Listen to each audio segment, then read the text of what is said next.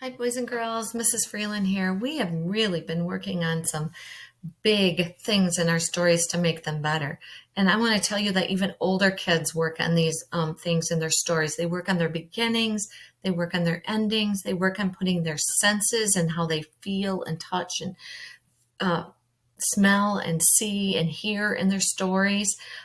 They work on using words not said in their story instead of said. They use ellipses in their story. They work on beginnings and endings. So I want to say that these things are big things to work on, and I think you're really working hard on those things.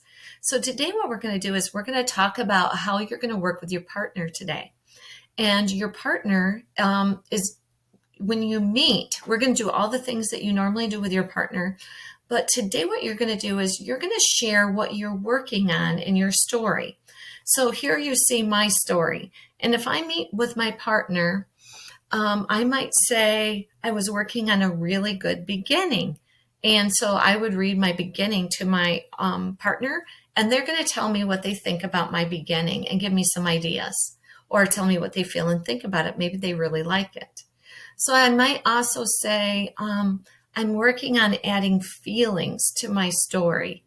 And so this is the part where I added feelings. Sylvia, I yelled, "Where are you?" Minutes and minutes passed. We couldn't find her.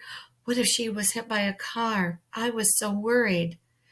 And maybe my partner might say to me, Mrs. Freeland, I bet you were really, really scared. Like, what were you thinking then? Like, you were worried, but what were you thinking?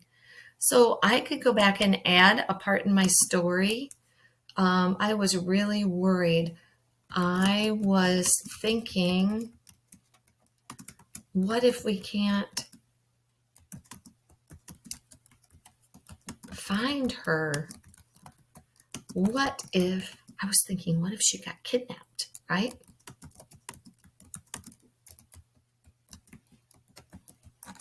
I was thinking so many things. That was so scary. I was really scared. Now I'm going to add an exclamation mark. Okay, so boys and girls, I just made my story better because after you meet with your partner, you're going to tell them what you really want to do in your story. Like in my story, I really wanted to show how scared I was and how worried I was when I couldn't find my daughter. And that's the feeling I want to come through. So pick that part in your story where you're working on that.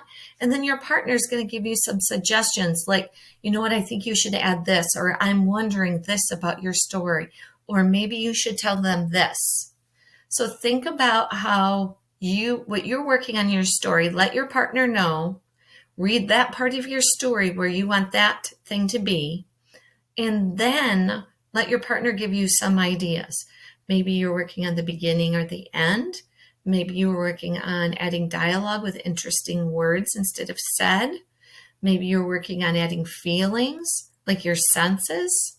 So let your partner really lean on them today and see if they can give you some good advice. And then you do that back for your partner. You be that good buddy and help them make their story better too. That's what partnerships are all about, is working together to make our stories better. All right, boys and girls, see if you can help each other out today. Or if you're at home learning, have an adult read that part of your story, or whoever's home with you, and have them help you out.